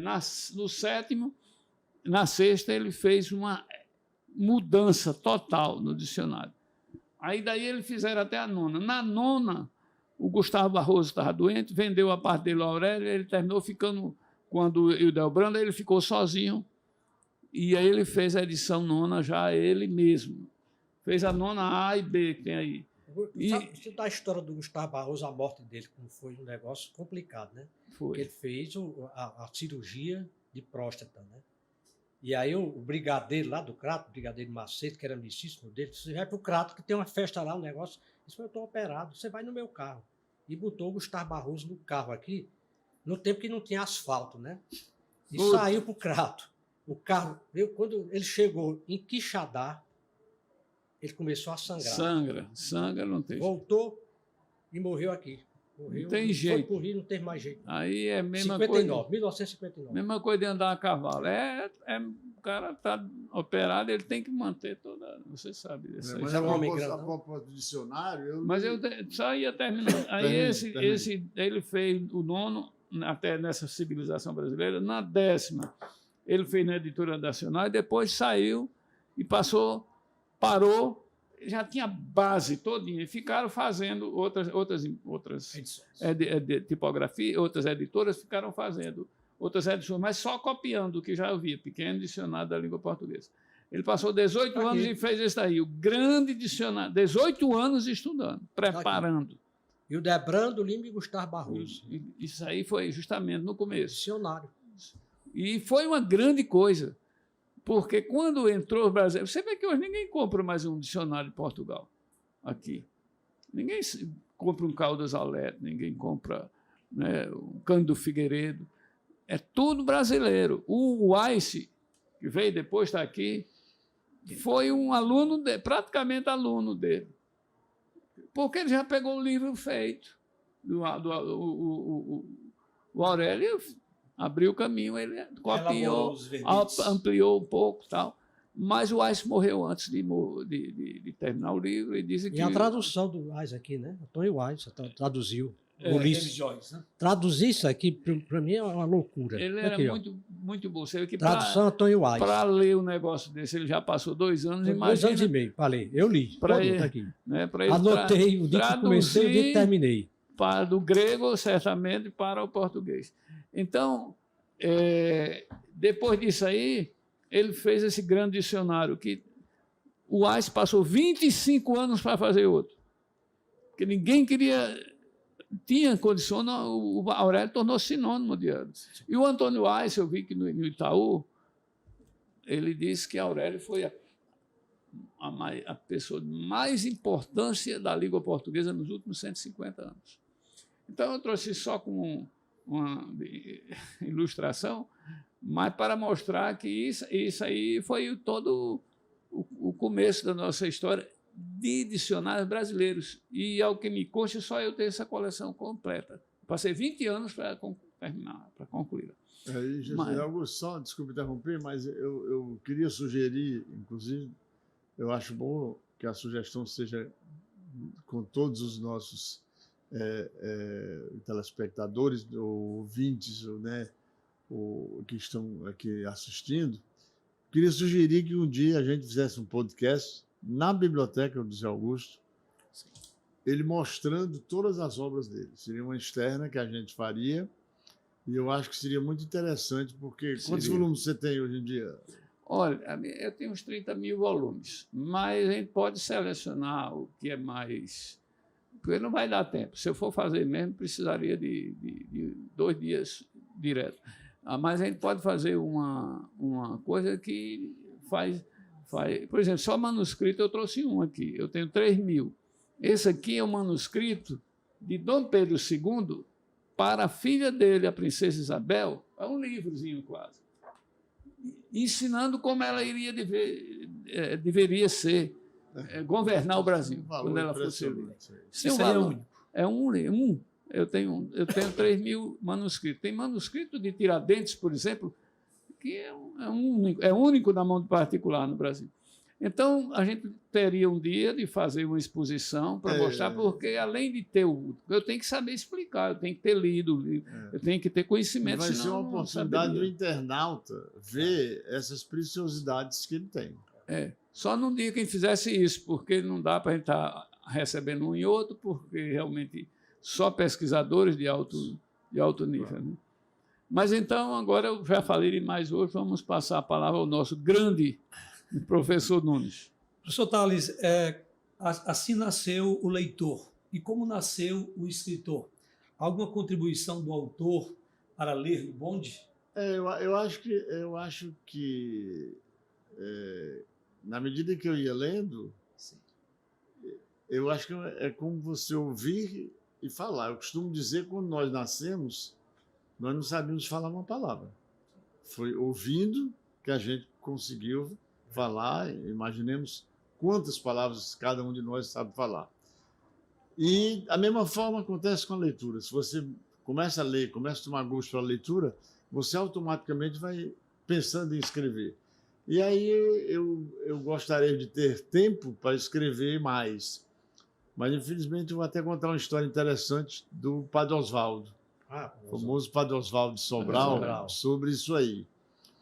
E aí eu só tenho mais tempo para fazer crônicas, mas aí reuni as crônicas em livros, tenho escrito bem mais, mas ainda vou fazer, ainda vou escrever o meu livro. O primeiro que eu penso em escrever é mostrando como é que é a administração de uma escola. Mas o que aconteceu com o Padre Oswaldo foi o seguinte: nós temos uma escola lá em Sobral e o diretor era o Carlos Dias. E ele escreveu um livro e ele convidou 3 pessoas. As outras 2 pessoas eram 2 padres e o terceiro era eu. E um iria escrever a apresentação, o outro escrever a orelha, o outro escrever o prefácio. Era uma coisa assim. Eu sei que ele entregou ao Padre Oswaldo os 2 primeiros que chegaram a ele, que foram dos 2 padres. Mas não diz de quem era. E o Padre Oswaldo censurou. Disse, não merece, seu livro está muito bom, e esses aqui não merecem constar no seu livro. Arranjem outros. Aí depois ele entregou o meu. Aí o Padre Oswaldo gostou. E quando gostou, disse, tá aí, esse aqui sim. Me diga uma coisa, quem foi que escreveu isso? Esse Padre Oswaldo foi o meu líder. Foi o professor Tales de Sá Cavalcante, que é o diretor, o líder do Farias Brito. Aí ele disse, o do Farias Brito? Como esse rapaz deve perder tempo com essas coisas empresariais? Esse é o drama. Então fica um conflito entre o intelectual, né, e o empresário, tendo que dividir o tempo. Os gregos nunca aceitaram isso, nunca aceitaram ser empresários, eles já sabiam que tinham que focar Mas o tempo dele. O Augusto Frederick Schmidt era empresário também, né? Não, Schmidt mas não era rico. grego, não. Eu estou falando dos Tá falando gregos lá, né? dos gregos. O Schmidt foi Mínimo empresário, também, mas, né? não Mínimo foi, também, mas sim. não foi um escritor extraordinário, não. Ele foi mediano, né? Mas os escritores mesmo extraordinários, eles se dedicam praticamente, plenamente à escrita. Né? A Ana Miranda mesmo é uma. Ela um tempo desse, quase mais ou menos, ela disse isso. Mas você, porque ela quer que eu faça o livro do Espírito do Sucesso para feminino, porque a minha figura é Cleópatra, que eu realmente tenho tudo montado. Cleópatra falava 10 línguas, era uma mulher, foi a única mulher, era a mulher faraó, quando na época foi só homens, era a mulher que foi amante dos 2 homens mais importantes do mundo na época, e ela não conquistou facilmente, não, isso. E os homens morreram por ela, todos os 2. Não devia ser uma mulher comum. Ela foi quem criou praticamente era a matrona da Biblioteca de Alexandria. E os amantes dela faziam tudo para a biblioteca, porque eles sabiam que ela... Então, e tinha outra, era a mulher que se pintava feita as mulheres modernas, era uma referência que, se fosse hoje, ela seria uma referência de mulher liberal, mulher independente, né? E uma mulher, vamos dizer, que insinuante, que prendia os homens como se fossem no velinho, né, de cordões na sua mão, marionetes. Então, é uma figura que nós temos um imenso respeito. Aí ela disse, aí ela fica me cobrando. E eu disse, mas eu não tenho tempo. Mas o que é que você está fazendo? Estou vendo minhas coisas, meus negócios. Mas você está perdendo tempo nesse negócio de ganhar dinheiro. Mas a Ana Miranda tem um livro que é um clássico para mim, chamado Desmundo. Olha, aquele livro dela, porque ela usa a linguagem clássica. Não sei onde ela aprendeu tantas formas. Eu também sabe? acho ela A linguagem muito clássica, criativa. aquela mulher é genial. Genial. Porque os outros livros dela são comuns, mas Desmundo... Não. Mas o Boca do Inferno não é tão comum também, não. Porque Né? ela também, Boca do Inferno é bom, mas o Desmundo, para mim, é o melhor livro dela. Muita gente acha. Mas o Boca do Inferno foi considerado um dos 100 maiores livros brasileiros do século XX. Quer dizer... Mas meu gosto, eu tenho minhas escolhas, viu? Você disse que como é o gaúcho? Não, a livraria é para o gosto de cada um. Né? É o gosto de cada um, o gosto exatamente. De cada um. Eu tenho minhas leituras. Eu estou dizendo... o Tomás Mann, que eu fui ler dele, foi Morte em Veneza. Eu não fui ler o clássico dele, os outros, porque foi o que eu achei melhor. Então, a literatura internacional não é o que diz a mídia. Você precisa ler... mas o gosto de cada um é indiscutível. Né? O gosto da gente, você escolhe. Mas você vê que ela tem uma Kafka, Kafka, o processo... não, para mim, Kafka, Metamorfose e Processo, para mim não foi. É um livro chamado América, que é um romance, inclusive, inacabado, que ele nunca foi na América e fez um grande romance. Ele indo pela América, se o cara nem ter ido lá. Entendeu? Então, você lê e escolher o seu livro. Por uma questão de gosto, né? Zé de Alencar, todo mundo fala da obra dele, é Iracema, claro. Mas ele tem um livro chamado Minas de Prata, são 2 volumes, que ele mistura história com romance. Rapaz, é belo aquele livro. Aquele livro, Minas de Prata, eu tenho... Excelente. São 2 volumes. Eu tenho Minas de Prata, que foi dele, do Zé de Alencar. Rapaz, olha, beleza. Já é um livro raríssimo, que foi feito no próprio ano, ele foi... feito uma edição pequena no próprio ano que lançou a Iracema. Então, um livro raro. 65, 1865. Foi. E Iracema foi 65 também. Mas é um livro que tem um pouco de indigenismo também. Mas ele bota escravo no meio, bota garimpeiro, bota tudo. Mas aí ele faz uma continuação do Guarani, para depois chegar no Iracema. Excelente. É uma obra considerada... Mas, em termos de romance, talvez eles considerem o melhor romance dele. Minas de Prata. O Bill Gates dizia que os filhos, antes de terem computadores, teriam livros. Monteiro Lobato nos dizia que um país se faz com homens e livros. A última edição de Retratos da Leitura no Brasil, 2019, diz que o brasileiro lê 4,6 livros por ano, em média, enquanto a Finlândia lê 14 livros. O que é que hoje está faltando para o brasileiro ler, estimular a leitura? Recentemente, o ministro da Educação foi recebido, né, com comenda na Academia Cearense de Letras, né, e falou muito sobre a questão da educação, o livro também. Senhor Tales, o que é que falta para a gente aumentar esse índice de leitora, né, esse índice de leitores no Brasil? O que é que impede o Brasil de avançar? Né? Carlos Schwab dizia que, né, bendito que semeia livros à mão cheia e manda o povo pensar. Olha aí, manda o povo pensar. Né? O livro como elemento que dispara a reflexão, o pensamento crítico. Né? Nessa época da era digital, a gente poderia refletir sobre esse momento. A meu ver, o que falta mais é vontade política. O Brasil tinha uma característica comum. Durante muito tempo, o ministro da Educação era um político que, por acaso, na negociação política, o ministério que caiu nas mãos dele foi o da Educação. Depois, Fernando Henrique inovou com Paulo Renato, porque o Paulo Renato era um professor, né? E, por sinal, um grande nome, um grande professor, teve a coragem de fazer estatísticas e mostrar que o nível do Brasil estava muito ruim, e aí a coisa foi melhorando. Depois apareceram uns aí que podiam ser tudo menos ministros da Educação, e agora o ministro Camilo, ele não é educador, mas ele valorizou muito a educação no Ceará. Então, eu acredito que se a gente tiver vontade política, os políticos desejarem realmente, porque o caminho, há pouco tempo eu escrevi um artigo onde eu dizia que o caminho para melhorar o Brasil é a educação. E a educação não é uma saída, é a saída. Se não for por ela, não vai. Isso. Agora, veja bem, o Brasil começou a fazer livro em 1808. O mundo começou em 1450. Quer dizer, as fases dos livros, os livros eram feitos em papel, feito de trapos de limo, que duram 1000 anos, como eu disse. Dura mais, dura 1500 anos.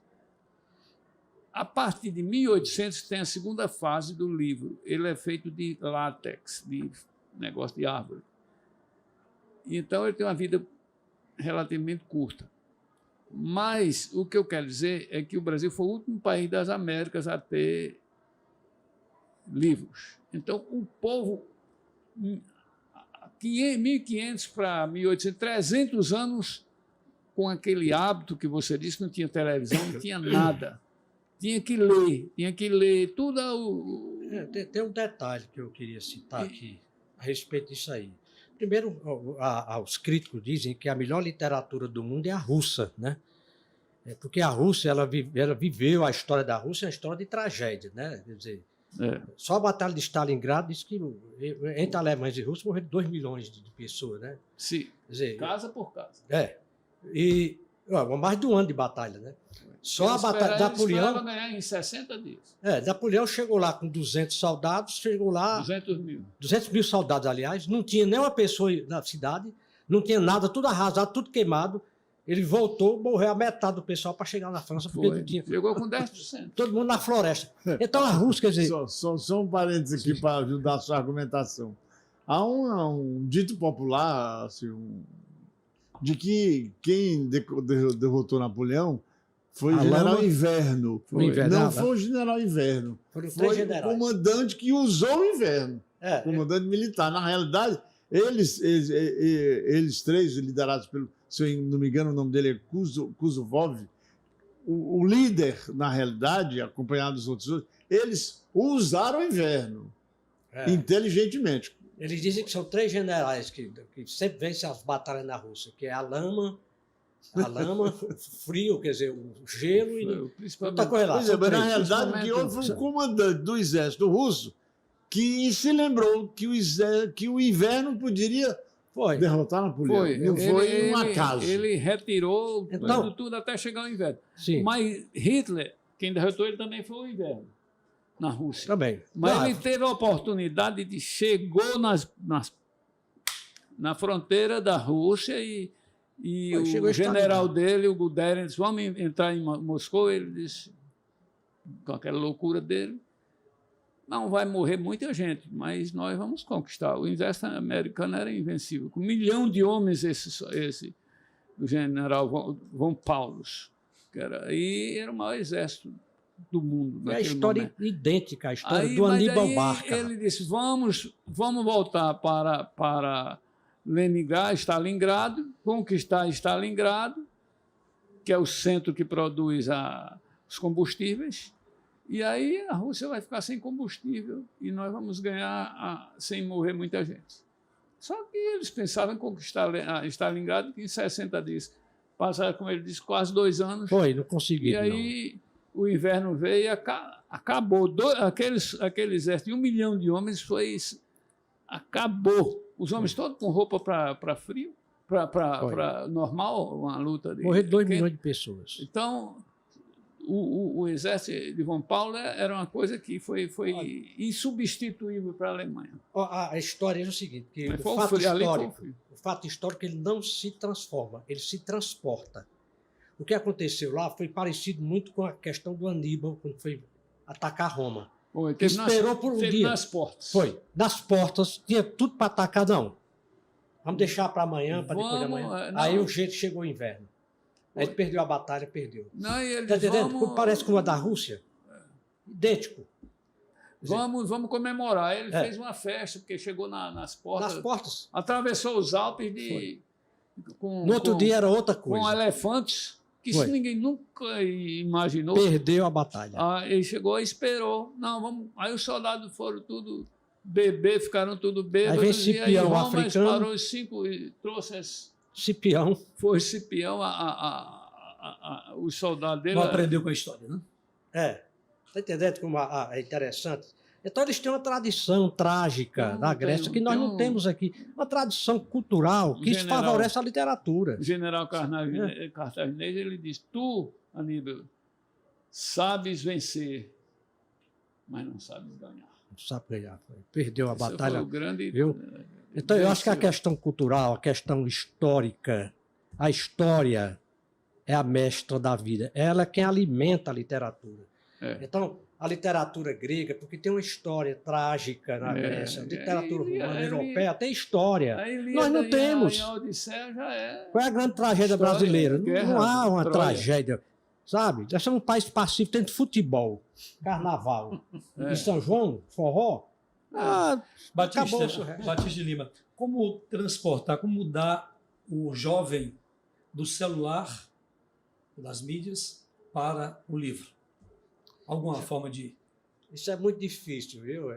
Olha, agora, eu acho o seguinte, tem uma oportunidade, porque a minha netinha estuda no Master, ela tem 9 anos, né? Aí um dia ela chegou para mim, não lembro, lá olhando, sabe, o celularzinho, aí disse, vô, eu queria, o senhor tem na sua biblioteca aí o retrato, a menina lá como é o nome da... A alemãzinha que morreu. Dorian Anne Gray. Frank.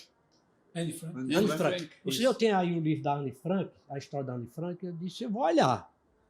Olhei, eu encontrei o livro que eu tenho, mas não encontrei, porque minha biblioteca é uma confusão. Aí fui, 15 dias depois, passando em Guatemi, tinha lá vendendo, tinha lá.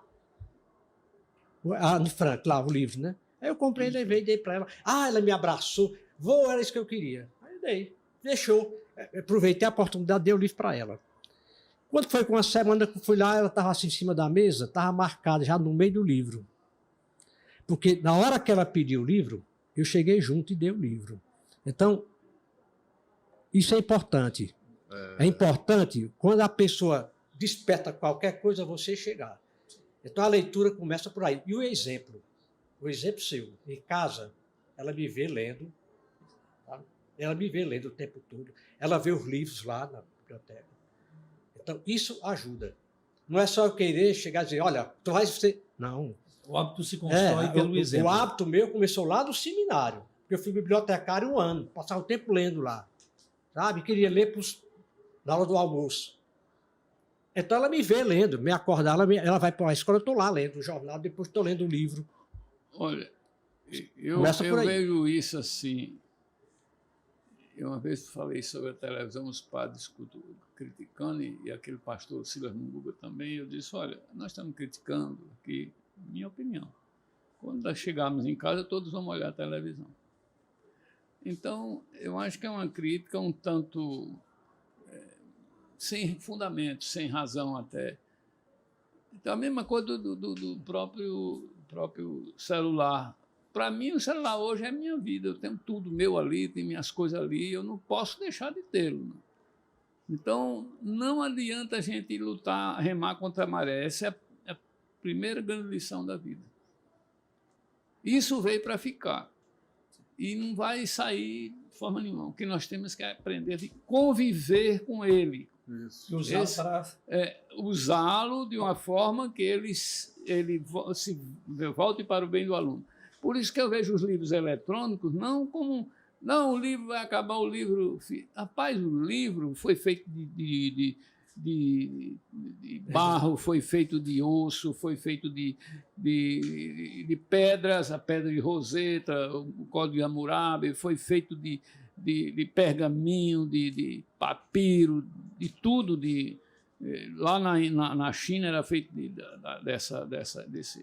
desse tecido que o pessoal chinês usa muito, como é, Margarete, sabe?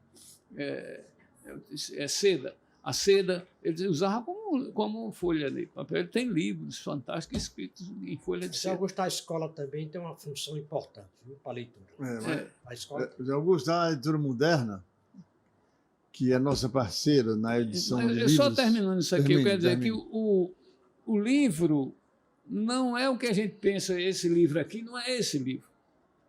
O livro é o que está dentro dele. Isso aqui é secundário, essa é a forma do livro. Correto. Né? O livro foi feito, e todos isso que eu estou dizendo era a tecnologia da época. Então, hoje, o livro é eletrônico. Então, vamos tentar conviver com isso e fazer a turma da eletrônica, da juventude, aprender realmente a gostar e a participar e fazer esse livro trabalhar a nosso favor. Usar a mídia em favor do livro. Mas só rapidinho, a editora moderna, que é parceira do Farias Brito na edição de livros, hoje a gente vende livros para outras escolas, e as outras escolas utilizam isso como livro didático para os seus alunos. Então, a editora moderna, na época, fez uma publicidade, uma propaganda, que ela dizia o seguinte: se o seu filho estiver com o celular, olhando muito para o celular, cuidado, não o repreenda. Ele pode estar lendo Shakespeare. Mas o livro é importante. O Jorge Luiz Borges disse bem assim: este livro, quando ele foi lançar o Aleph, este livro é minha carne, é meu sangue, é meu coração. Jorge Luiz Borges. Mas o Jorge é de uma época, né? A gente tem que ver que toda a nossa geração, né? A minha e a sua, eu que mais quem tem que defender os livros, mas eu também tenho que ser realista. A tendência é a mesma coisa quando veio a televisão, que sério que ia acabar o teatro, ia acabar o rádio, ia acabar essas coisas, e no final realmente abalou muito no começo. Depois houve uma readaptação. Quando se fundou as academias, e você vê que Sócrates nunca escreveu um livro. Ele era contra o livro. Ele achava que você ia diminuir a capacidade de você reter, guardar as coisas. Você lia um livro todinho, tinha que depois saber o livro. E por isso que a Ilíada e a Odisseia passou 600 anos passando de geração para geração sem livro nenhum, só oralmente. Aí ele, não, nós vamos diminuir a massa cefálica, a capacidade de retenção, então eu sou contra. E nunca ele escreveu um livro. Mas ele não imaginou justamente que o livro, entretanto, iria ser uma forma de você guardar um saber ali de lado. Na hora que você quisesse, você ia lá e pegava. Então, com o tempo, o livro passou a interagir com a fala. Hoje eles convivem muito bem com a oralidade.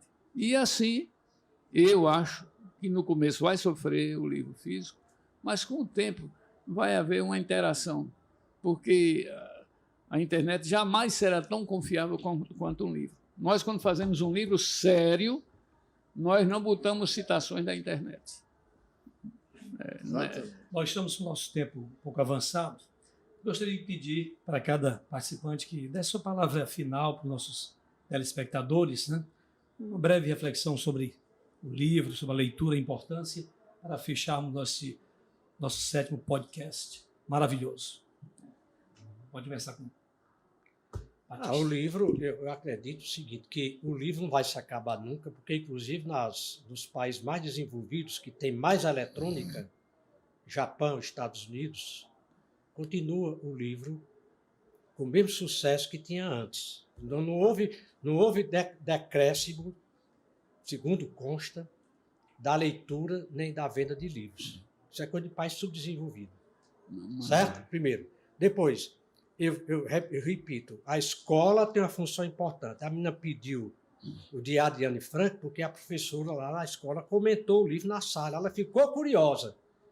A professora comentou o livro para a classe inteira. Eu quero ler esse livro. Aí me pediu. Quer dizer, a importância que a escola tem para a leitura.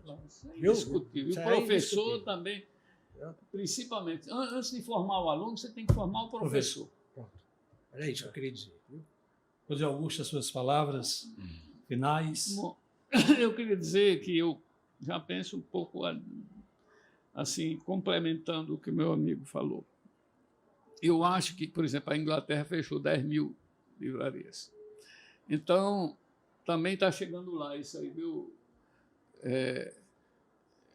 Batista? Então, esse vai ser uma fase de transição mundial.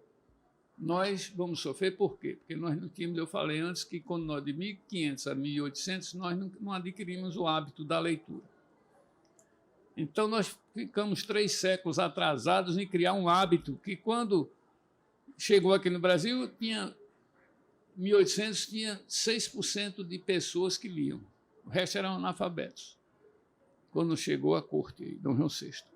Então, não é dizer que o livro começou a partir de 1808, que não foi. Ali chegou, mas a quantidade de pessoas que liam era pouco. Quer dizer, o hábito da leitura, para chegar à massa mesmo, ainda levou talvez um século. Aí, quando chega um século depois, 1900, já chega a televisão. Na Europa, a televisão não tem, como aqui no Brasil, o próprio celular, o espaço que tem aqui, porque lá o pessoal faz a mesma coisa, mas tem o hábito da leitura. Na hora dele ler, os alunos, os professores, tiram o tempozinho deles para ler, porque eles gostam, tem um hábito. Então, nós aqui temos que enfrentar esse desafio desse atraso, do hábito formador, como disse o mestre Tales, que, aliás, tem um nome de um grande sábio, né, da antiguidade. Tem que se adquirir o hábito. E nós não tivemos esse hábito tão forte quanto outros países, mas nós agora podemos partir desse patamar e não se preocupar mais em criar o hábito antigo, começar a criar o hábito dentro dos novos da tecnologias que nós temos. Não adianta lutar contra elas. Isso aí, para mim, é uma certa ilusão. A gente vai ter que conviver com isso de uma forma mais interativa, o oral, o escrito e o virtual. Esses são... Mas só um adendo, porque ele me provocou. Olha, as bibliotecas do Brasil, das universidades, dos colégios, estou brincando, elas têm em torno de 200 mil volumes, 300, a Unifor tem 400 mil. As bibliotecas americanas e inglesas 20 milhões, 18 milhões de livros. Você chega num bar, num restaurante na Inglaterra, você vai... Está lá uma biblioteca à sua disposição para você ler. Então, não precisa comprar livro. Está lá, está aqui, leia. Aqui não, você chega no bar, tem uma banda de forró, ou então na TV mostrando futebol. É diferente a cultura. É o que eu digo, é a cultura. Nós não temos o hábito. Então, teríamos que ter tido esse hábito. Mas não temos, agora a gente tem que esquecer, passar a página. E pular para o outro estágio. Professor Thales, Desculpa aí. Certo, eu queria dar minha mensagem contando 2 fatos verídicos. O primeiro, em função do que o Batista acabou de falar, o professor Pedro Paulo, o saudoso Pedro Paulo Montenegro, Meu ex-professor. ele foi dar um curso na Alemanha e ele contou numa vez na casa do meu cunhado, que estava lá, que antes dele ir para a Alemanha, pediram a ele quais os livros que ele indicava para que todos os alunos do primeiro dia de aula recebessem aqueles livros. Bem diferente, né? E o segundo fato que eu achei mais interessante e que eu queria deixar como mensagem foi um fato que eu observei na aula magna do Instituto Militar de Engenharia, o IME. Quem proferia a aula magna era o comandante do Exército. Então eu esperava ver algumas coisas militares, mas o que eu fiquei impressionado foi com o que eu ouvi lá. Quando um aluno, terminada a explanação dele, ele abriu espaço para as perguntas. Quando um aluno levantava o braço para fazer uma pergunta, ele dizia: que livro você lê no momento? E só respondia a pergunta se o aluno dissesse que livro ele estava lendo no momento. Quer dizer, o mais interessante foi que depois, isso foi um grande estímulo que ele deu para todos os alunos que ali estavam. E ele já descobriu o que o aluno gostava. E para ficar mais interessante ainda a história, quando foi já perto do final, um aluno levantou o braço e ele, continuando o ritual, disse: que livro você está lendo? O aluno disse o livro. Sim, sua pergunta. A minha pergunta é: o que é que o senhor está lendo? Muito bom. Eu gostaria de agradecer a presença dos notáveis acadêmicos Thales de Sá Cavalcante, José Augusto Bezerra, Batista de Lima, por terem partilhado conosco suas valiosas reflexões e análises sobre o universo dos livros e suas produções literárias que muito nos enriqueceram culturalmente. Obrigado a todos que nos acompanharam até aqui. Chegamos ao fim desse 7º episódio do podcast Jardins de Academo, promovido pela Academia Cearense de Letras. Boas sementes foram plantadas no universo dos livros, outros episódios virão. Até mais. Muito obrigado.